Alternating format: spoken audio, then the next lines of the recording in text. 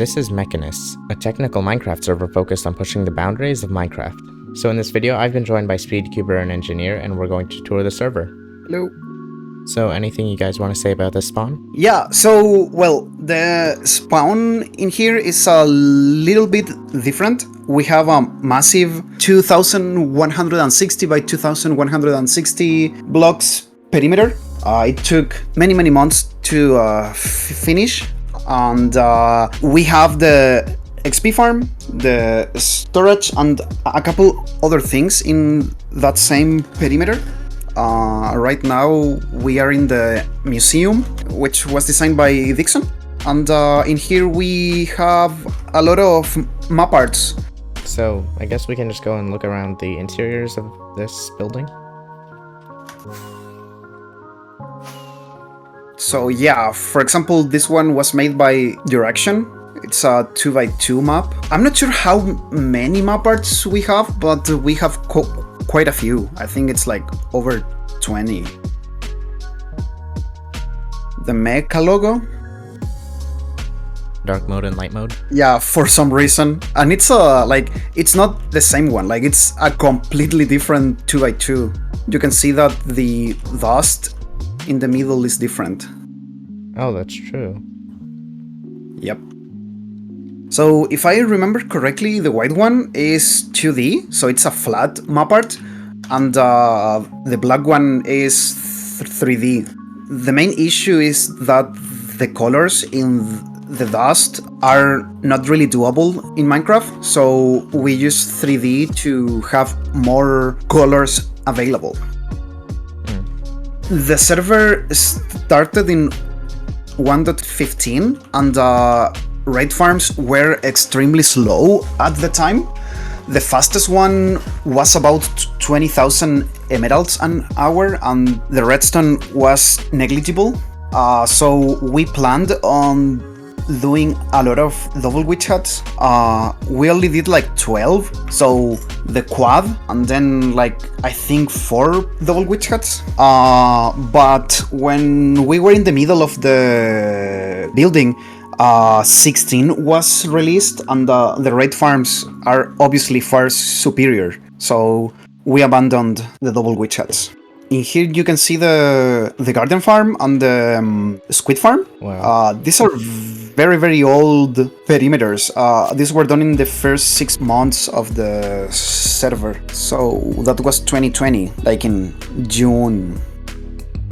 And here we also have the slime farm. That was the first perimeter we did. It was done mainly by Alu. He did it in like 2 days or something. How many slime chunks is that? I think it's 21. The beginning we had like 2 or 3 and then we gradually added more. We only had the mats for the first few chunks. And this is the drowned farm, also very old, and it was hand dug, and the shape is a bit odd. Like, you can clearly see that it's a circle with a cone on top.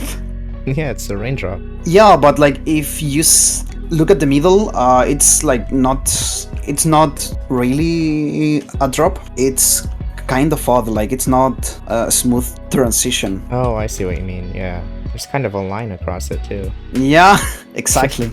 In here we have the quad witch hut and the farming area. So in the farming area we have a lot of smaller farms like cactus, pumpkin, coral farm, flowers, etc. The quad witch hut was actually the first end-of-life farm done in survival. It was done like the same week they discovered it, or like they published the discovery of end-of-life, and we actually ran the farm non-stop for like I think it was like a month for the first bedrock breaker. We needed a lot of redstone and this was the only way to get it at the time. Not very efficient. We also have ice farm V1 and this is the spider farm, which I don't think it ever worked. More map arts. Yep. In here we have a large fern that was discovered by Ivy. I mean, found found by Ivy. And in here you have the Piston Factory, which we didn't use a floor placer for it. We placed the floor by hand and it took forever. Wow. Museum and the old furnace array. Yep. So now that we've seen the spawn museum, let's go check out the Nether.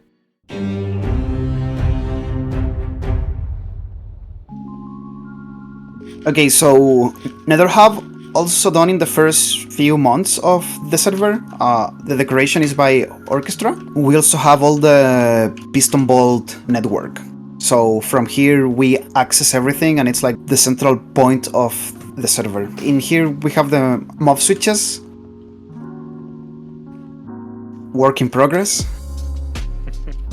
Next, let's check out main storage. Main storage, maybe engineer can talk a bit about it. He's more familiar than I am with the storage. I think it was Ivy designed it, right?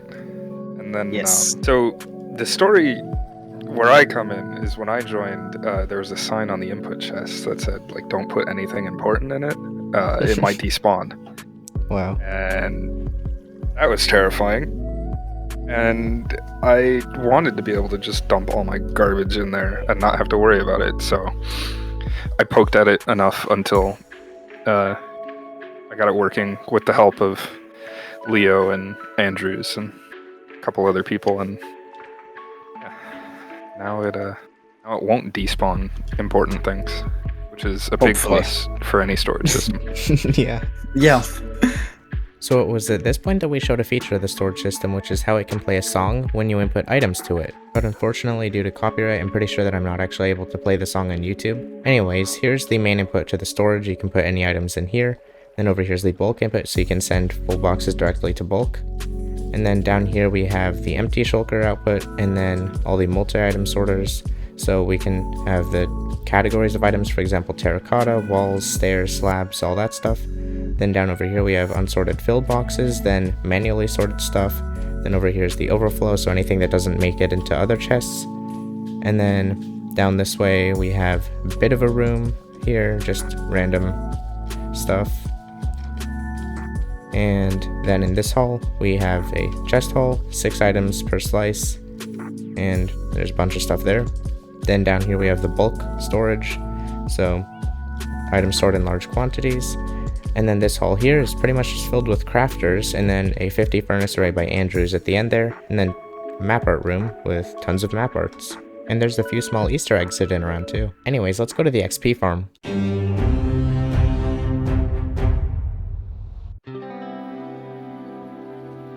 Ah, my frames. And the MSPT as well. Yeah, so basically the XP farm was designed by Alu. It's probably the second most requested schematic on Discord after the item farm. So the XP farm is completely automatic. It's 690,000 XP per hour. You just have to stand here and the XP will drop from the sky. The decoration was done by Ideal. I'm quite sure this was her first decoration, and I remember that we told her to make a decoration that's easy to do in survival. And she did this decoration, which is not very easy to do in survival. It took forever. It took us like a week to build, and it was very painful, but I think it looks very cool. Next up, the furnace array. So, furnace array. The deco was designed by Orchestra. The furnace itself by Andrews. It has 5,184 furnaces divided into 4 cores, and it can smelt 1.87 million items per hour. Each core is about 8 MSPT, so it can run at 20 TPS with all 4 cores. It's completely dustless, uses only 4 cards per module, and it's easy to fix. And yeah, it works in 2 dimensions, so all the furnaces are in the overworld. That way is easier to operate, and it's easier on the client. So we just input items in the nether, then they get sent to the overworld, smelted, and then get sent back to the nether here. Yep. So it was at this point that we showed the song that the furnace array plays, but unfortunately, once again, due to copyright, I don't think that I can show the song on YouTube. So let's just head to the overworld side of this furnace array. We need a bigger portal. Yeah. So speaking of this decoration, here's a time lapse of it.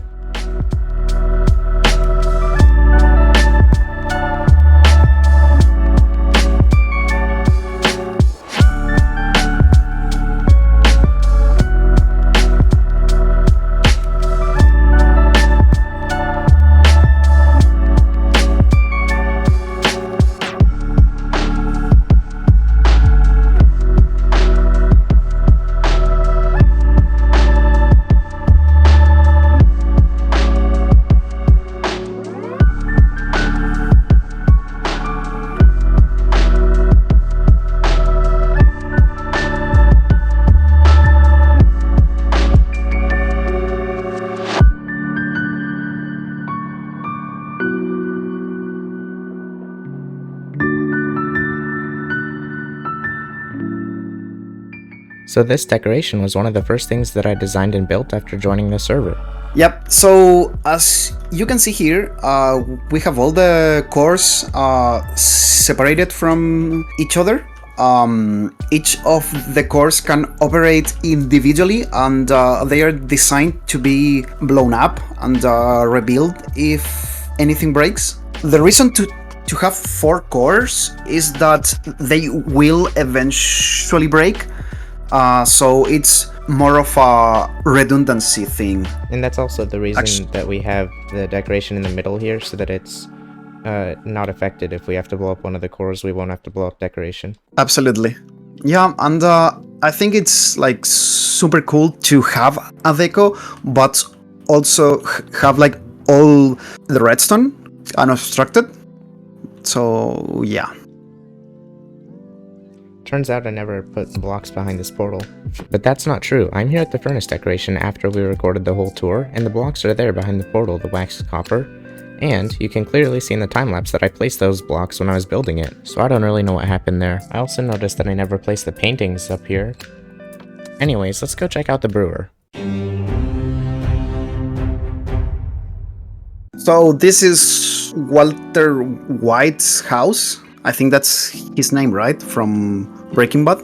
So yeah, if we go to the basement, we can see the brewer designed by Andrews, and the deco was designed by I think it was Sanders, and modified by Vivella. Yeah.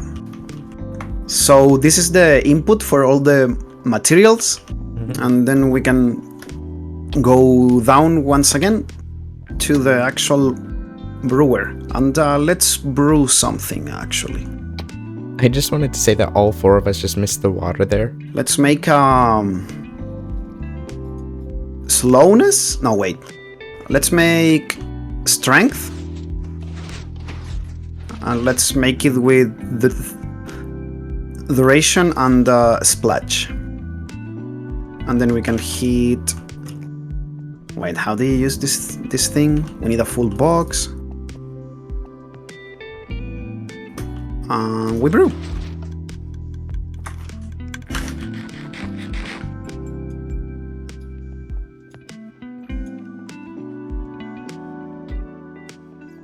It should take like 30 seconds.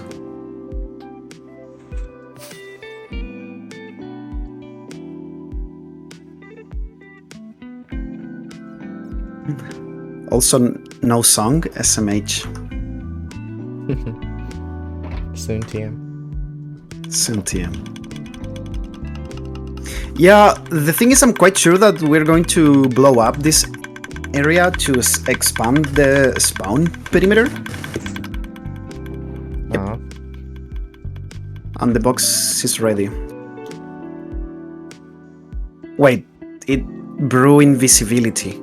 Yeah, need those later. You selected invisibility. He selected strength. I selected invisibility. Oh. Oh, you selected invisibility? Oh, man. I need them later. You just used it. I was so confused. If you want to check out this brewer for yourself, I'll have a link to Andrew's video down in the description of this video. Next up is the drown farm.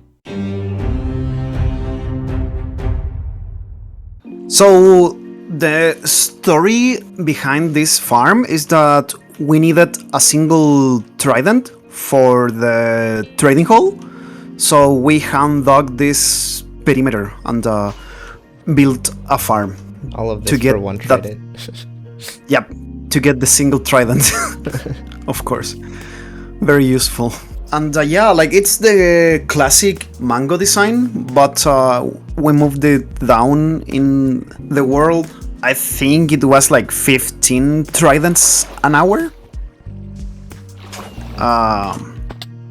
Which is not that fast, but the design is usually 2 or 3, so yeah. And I have no idea what is this. Yeah. Sounds like I should take this down. Next, let's take a look at the raid farm. So this is the nether side where the storage is. We actually have no idea if it works or not because we've never run it. We built the farm, but it uses a lot of TNT. It's very laggy. And when we built it, we were doing a lot of things in the server. And then someone built the Kronos raid farm. So that one can be run while we do things. So yeah, this has never been used on SMP.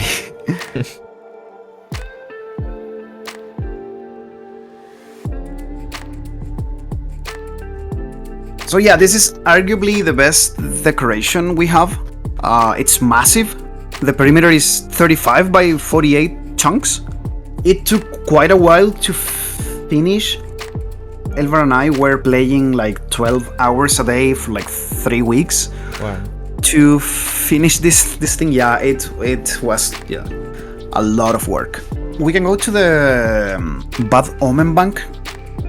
So actually we built this first and then we built the raid farm deco. This was designed by Alu and we can simply click here to have Bad Omen. You just have to wait a second or two. Nice. There you go. They're all in that glass column. And this is actually in the same perimeter as the raid farm. If we go to the nether and we go to the third portal in here, we can see the deco. Yeah, this is the outside of the perimeter and the mech can has the Bad Omen bank.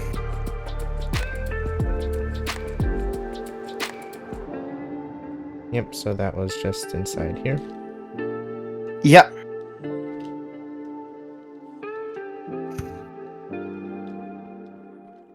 Yeah, this took forever to build. Like this whole thing was just months and months.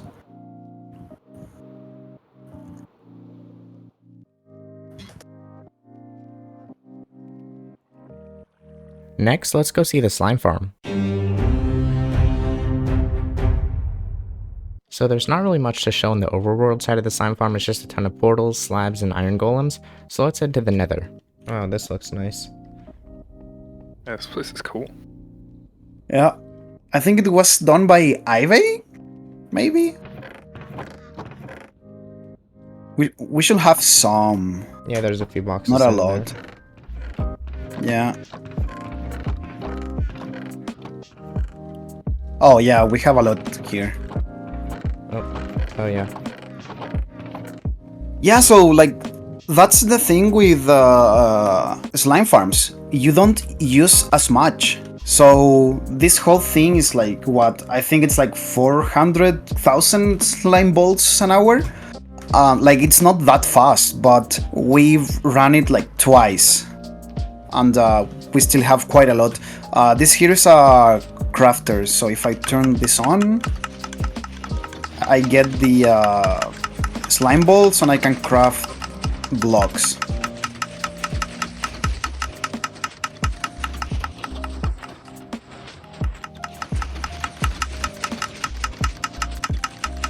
Next, let's take a look at the Mechanist's Void Perimeter.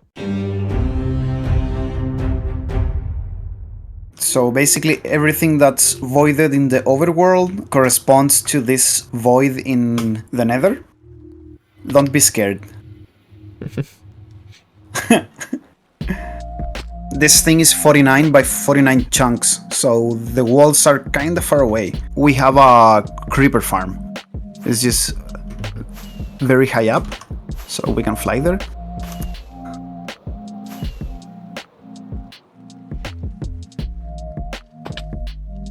This is actually the fastest creeper farm in the server, and that's a fact. So basically you stand here and a creeper can spawn on top of that dirt block, and then you know, hit, and the piston will extend. The magma block will kill it. Very nice. And it's got advanced topper minecart item picking up. Oh, absolutely. The farm was designed by Panic from Cycraft, and I designed the storage, which is very epic, of course. Oh, yeah. Shulker box loader, but I think you have to manually break the the shulker box, but it has an indicator. It will light up when it's full. Oh, so that then you makes up for it. can, yeah, and then you can hit the button to place a new shulker box. Very epic, of course. Now let's go check out the tree farm. So the UTF was designed by Ken 2000, and the decoration is by Ideal. It uses withers, and it's 4 game ticks for all the 1x1 trees. The only thing that Ken said about the farm is that it's faster than pollen breaths. And I don't think we have run this farm at all. Like, all the storage is completely empty. We only have like 1 stack of each tree. Wow. Of its type. Yeah. That's a common theme in here. Like, we either run the farm non-stop or we never do it. It won't break if you don't run it. Exactly. Exactly. Yeah, so things about this is dustless. The actual name is 4GTVLUTF Plus, which means that it's dustless universal tree farm, and the plus is because you can hold bone meal in the offhand to up the rates by like 4%. Now let's go check out the most recent hand dug perimeter. Okay, so this is our big Chungus Perimeter. I started digging it around August. It's now January. It's a volume of about 4 million blocks, and I dug like half of that myself. After I made the map art, I broke the bedrock for the farm, which will eventually be a rabbit farm because big Chungus, of course. Yeah, we're still in 17, so the bedrock hole will not generate any terrain below when we update. So we're prepared. Yeah, that's it, I guess. Subscribe to my YouTube channel. Link in the description. Now let's go to the end. Okay, so this is the end island, or well, it was. It was removed over a year ago, actually. It was also done in the first 6 months of the server. We removed the whole island, all the obsidian, and we even removed the bedrock on each of the gateways, so they are all easy access. We have the duper in the middle for gravity blocks, and we have a couple farms in here, most notably the Wither Rose farm, which is reliable, kinda, not really. We also have a wool farm that's super laggy, super fast, and is super annoying to use. So the only thing we really use here is the trading hall, which we can access through this gateway right here. Yep. This is Ive's design. He has a video on it. It's rather slow, but it's super convenient to use. We can send a villager to the control room. It's gonna take a second. The whole system uses a single minecart to reduce the lag at the cost of being a little slower. So let's zombify the villager, because like that's the fun part. So I can hit here and it will be zombified automatically. In 1.17 the water mechanics were updated, and yeah, it's super slow now. That's a good way to zombify it. Yeah, he gets the potion applied automatically, and a golden apple is dispensed to the player. So you can simply click it and it will convert. Yep. And we can just send him back for the meantime, which with the new mechanics is very, very slow. So yeah, we have most of the villagers here. We used to have more, but when we have the old design, someone came here with bad omen and started a raid. Oh, wow. And that person decided to simply log off and not tell anyone. So one day, I think it was TK, he came to the villager hold and a raid was like in the middle of the thing. Yeah. Wow. I think we lost like 20% of the villagers to the raid, and to this day we have no idea who it was. So yeah, it was kind of unfortunate. Oh, and in here we have the void trading setup, which the lamp right here extends or retracts a piston to control where you spawn. Next, let's take a look at the fish farm. First, here's a time-lapse of Engineer and I building up my decoration for the nether side of the fish farm.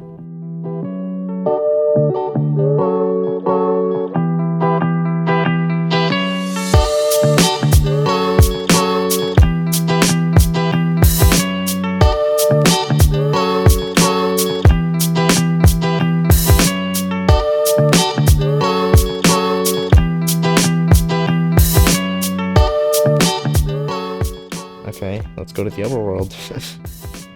Absolutely.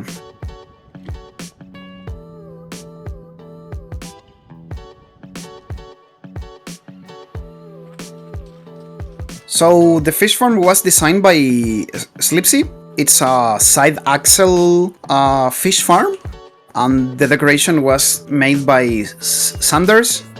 This also took many months to build because the decoration is insanely big and detailed, and it's the fastest fish farm ever. Also gonna break in 118. It's gonna break in 118, yeah. All of this effort for nothing. I mean, we can move it down, like, it's not that big of a We have deal. to move it up. I think Wait, the up? fish only spawn from like 50 to 60 or something high, yeah. Oh, that's so unfortunate. Uh, It's like insanely laggy. If I activate it, rip frames. Oh, wow.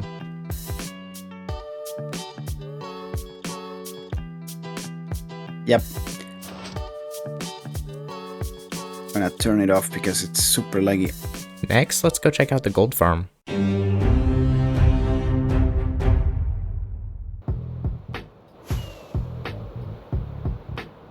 Wow. Decoration by Orchestra. It's a 350 by 750 blocks perimeter. It was made for the bartering setup on a gold farm. It's a Y0 update suppress gold farm, so it works with portals. I have no idea what this glass thing is for. And yeah, it's super efficient. I think it's near 1 million drops per hour, maybe 1 million nuggets per hour, not sure. Let me check. Yeah, it's 990k gold nuggets per hour. We spent almost a year doing this. Basically, when we started, there was no 3-way bedrock breaker for new versions, so the desktop folder made the first one. This was the first time 3-way was used.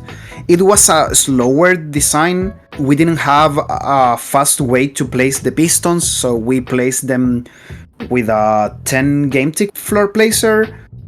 We basically didn't know what we were doing because we were the first ones to do it, so it was a journey. We used 2 million pistons and we broke a bit over 1.3 million bedrock.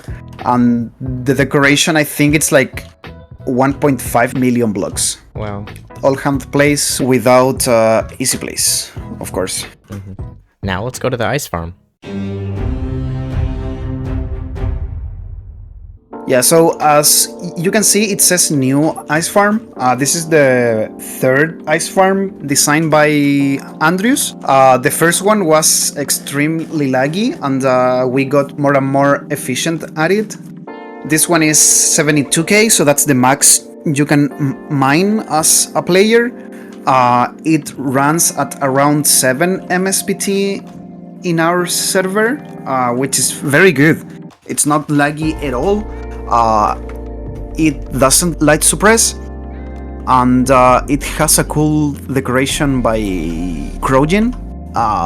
The decoration here is not finished, but we built an ice serpent over it, which looks extremely cool. Yeah. This one was the second one built in survival. The old one is extremely laggy, like we can't even go there because it will probably kick us from the server. So this one has been run for, I think, 3 million ice. This thing is very painful to build in survival. Like, I think it literally took longer to build in survival than to design. I think Andrews designed it in like 3 days. Wow. Or something ridiculous like that. Yeah. Okay, let's check out the Piston Factory. Right. Yep. So, do you recognize the logo? I don't, but that's because I don't play the game. SMH. Okay, so the whole decoration was inspired by that game, PUBG. So we're basically gonna drop from a plane. Where are we dropping, boys? Where do we drop? I think this is power plant actually, or Milta Power. something. Yeah, Milta Power. Yeah, it's a replica of that part of. How is the map called? I don't remember. Erangel, right? I think so. Yeah. So this whole thing was designed by Alu. He has like 2,000 hours in PUBG. So Wow. yeah. Okay, so he designed the deco. He also designed the crafter, the tree farm. He modified the cobble farm. He made all the logic, all the dropper lines, and he also built like 80% of it on SMP. Wow. So he basically soloed this whole thing, which is insane. We can craft 500,000 pistons per hour in here, which that's slow for 1.17, but this was done in 1.16, so that's before box yeeting. Yeah. So the whole thing of the perimeter is that we can move the redstone and the iron automatically.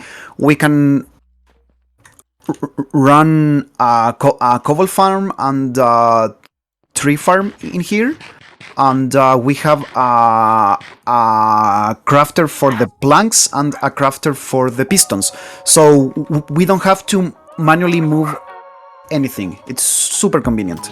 It was at this point that we attempted to show the crafter functioning, but unfortunately the system is currently out of materials. I mean, you could make some planks probably, but not as cool as pistons. Yeah. Yeah, that thing is over here, if you follow me. No, it's not that. I think it's this one? Yeah, this is the plank crafter, so basically just stand here and yep, you can craft planks in here. So that's about it for the Piston Factory. Now there's a few places on the server that we didn't go to but that are worth mentioning. There's the quarry, which picks up the blocks that it mines and stores them in a storage system over there. The Squid Farm, which is also known as Sea World. And then there's also the Guardian Farm, which looks like this from above. Also, be sure to join the Mechanists Discord. There's a link down in the description of this video. If you haven't already, make sure to like and subscribe and watch this epic outro that we recorded. Thanks for watching, and goodbye. I don't know. Amogus. Maybe I'll come up with something later, I don't know. Yeah, absolutely. Yeah, we can just like stand here now and you hit it in post later. Yeah. This is an outro. Goodbye. Yeah.